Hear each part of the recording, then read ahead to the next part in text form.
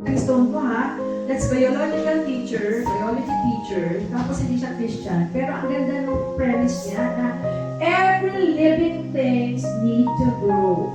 Kasi sabi ko, oo nga, dahil ako living thing, ako ay tao, kailangan ko lumago. So, papaano yun? Hindi ka na natiling grade 1 sa buhay mo. Hindi na katabi mo, may repeater ba sa atin? Wala naman siguro, no? Kasi ako, natatawa ako. Alam ko, may case man na meron, hindi po yun ang ibig sabihin. Baka may ma-offend. Pero ang point, hindi na grade 1, naging grade 2, naging grade 3, naging grade 10, hindi ko alam kung may grade 12 pa, tapos may high school, may college pa. So doon pala, nag-grow. Kailangan mag-grow. Ang isang halaman na pinatubo mo yan na seed pa lang, ay tumutubo lahat. So, every fruit is parallel. All fruits are parallel.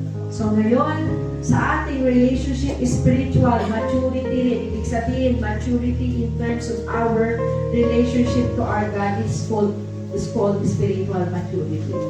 Yung maturity natin sa relasyon. Pati ba naman yun? Pati nga relasyon mo sa asawa mo, boyfriend mo, asawa mo, girlfriend mo, mag-grow dapat yun eh. Kasi kung ngayon, natagal nyo lang ikinasal, nasa isang kwarto A si lalaki, kwarto B si babae, parang medyo hindi na lumago. Pasensyahan na ha. Kailangan sabi na, pag tumatanda daw, yun yung aking patuloy na iniiris. Habang tumatanda daw, parang wala na. Parang companionship. Totoo, kaya lang, syempre, di ba, kailangan habang tumatagal, lalo mas umaayos at nag-grow, lumalago. That is the logical sense of everything. Lumalago. Pati yung pagiging employee ninyo dito sa Chosen, in whatever capacity that you are doing, sana po lumalago din. Relationship nyo as magkakatrabaho, fellows ang tawag mo kanina, ang ganda yun, fellows. Kapag kakasama kayo sa team, kailangan lumalago yun. So, what is spiritual maturity? Si Pablo, Apostle Pablo mismo, in Ephesians chapter 4, 14 to 15 says, "Then we will no longer be immature like children, but growing in every way more and more like Christ." So simply put, the Apostle Paul's words in Ephesians chapter 4 is about spiritual growth and maturity that simply have this formula para mas maintindihan. Spiritual maturity is equivalent to being like Christ. Para mas maintindihan natin, para hanap-atay namin yung spiritual maturity, maluwag eh. Pero ang spiritual maturity, as simply put by Apostle Paul, dito sa ating binasa, is equivalent to being like Christ.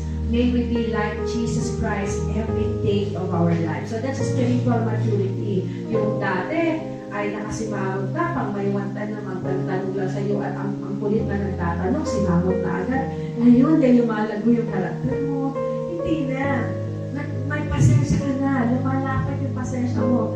And that's a mark of the spiritual maturity din, kasi yung karakter mo. Tapos ito pa, dati late ka na lagi sa pagpunta sa kahit saan. Ngayon, masalong late ba? Hindi naman. You are 5 to 10 minutes before the time. That's lumalago. Hindi kasi, wag natin i-normalize yung laging late. Hindi maganda yun. Ethical, hindi maganda. Parang sinasayang mo yung oras katagpo mo. Kaya yung mga sa lalaki or babae man na may ka-date kayo at na-late yung ka-date nyo, pag-isipan nyo kung sasagutin nyo pa yung diba? Sa time pa lang, maliban na lang kung may mga emergency or urgent, hindi naman tayo legalistic. Pero time pa lang, hindi-injure ka na. Dahil ako, pag-isipan mo kung sasagutin mo boyfriend o magiging asawa mo yun. Joke lang. Pero ibig sabihin,